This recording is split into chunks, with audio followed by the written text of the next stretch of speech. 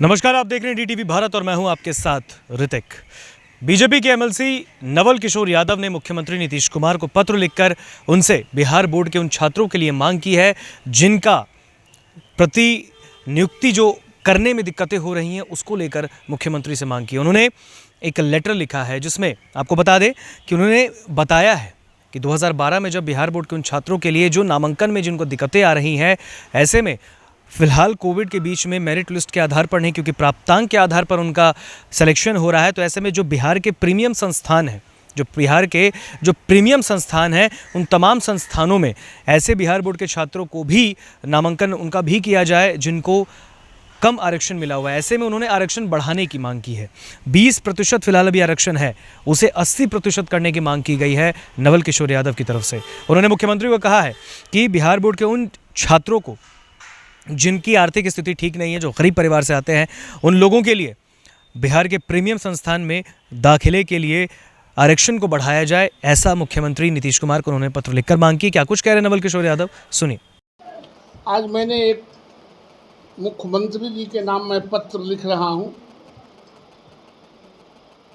और उस पत्र को आपके सामने मैं प्रकाशित कर रहा हूं।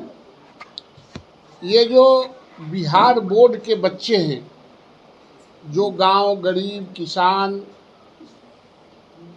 अत्यंत जो गरीब हैं, अंतिम पंक्ति के रहने वाले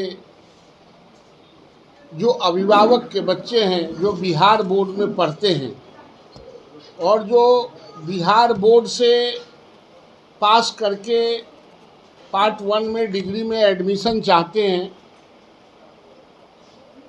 उनके नामांकन के संबंध में मैं ये बात रखना चाहता हूं कि इस बार 2012 से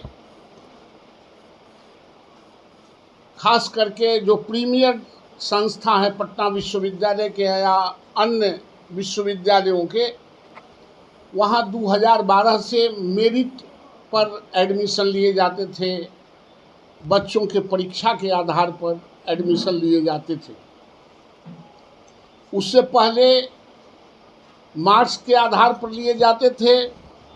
मैंने सदन में एक प्रस्ताव रखा था कि बिहार बोर्ड के बच्चों के प्राप्तांक कम आते हैं, सीबीएसई और आईसीएसई के बच्चों के प्राप्तांक, जो प्राइवेट स्कूल हैं उनके बच्चों का प्राप्तांक अधिक आता है। हमारे जो बिहार बोर्ड के बच्चे हैं उनको 30 नंबर से मार्किंग स्टार्ट होता है और जो प्राइवेट स्कूल है, जो सीबीएसई आईसीएसई, उसको 99% से स्टार्ट होता है। 99% से नीचे आता है और यहाँ 30% से ऊपर जाता है। दोनों को एक मुकाबले खड़ा नहीं किया जा सकता है। इसलिए इनको जो राज्य सरकार अपने बजट बना के संपोषित करती है जिन बच्चों के लिए, उन बच्चों को प्रीमियर संस्थाओं में आरक्षण दिया जाए और लगभग 80% बच्चों को आरक्षण मिलता था, नामांकन होते थे। लेकिन बाद में मेरिट के आधार पर एग्जामिनेशन लेके जब बच्चों को, तो उसमें भी बिहार बोर्ड के बच्चे लास्ट ईयर तक 60% से 70% तक बच्चे बिहार बोर्ड के मेरिट में कंप्लीट करते थे और उनके नामांकन होते थे। इस बार कोविड-19 के चलते मेरिट के आधार पर नहीं, प्राप्तांक के आधार पर एडमिशन टेस्ट नहीं लिए गए और उनके मार्क्स के आधार पर मूल्यांकन करके उन बच्चों के नामांकन हो रहे हैं।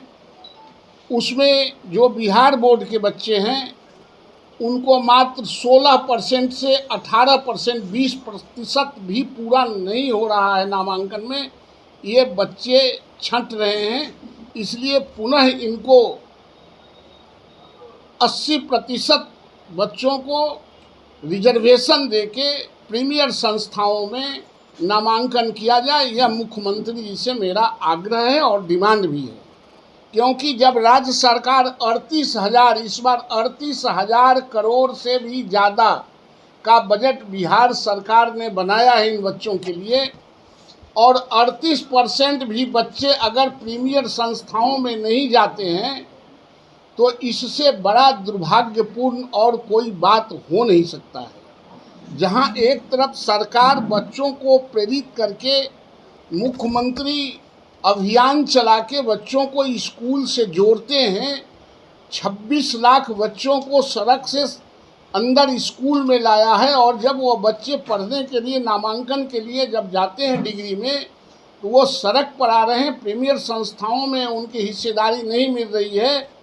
इसलिए राज्य सरकार द्वारा संचालित बिहार बोर्ड के बच्चों को या तो मेरिट के आधार पर उनका नामांकन किया जाए, जो हो रहा था, और नहीं तो इन बच्चों को 80% रिजर्वेशन देके उन बच्चों को कंपनसेट किया जाए, ताकि वो प्रीमियर संस्थाओं में नामांकन उनका हो सके। ये मेरा मुख्यमंत्री जी से आग्रह है और डिमांड भी है। क्योंकि आप जानते हैं इस बार सीबीएसई और आईसीएसई में परीक्षाएं नहीं ली गई, सिर्फ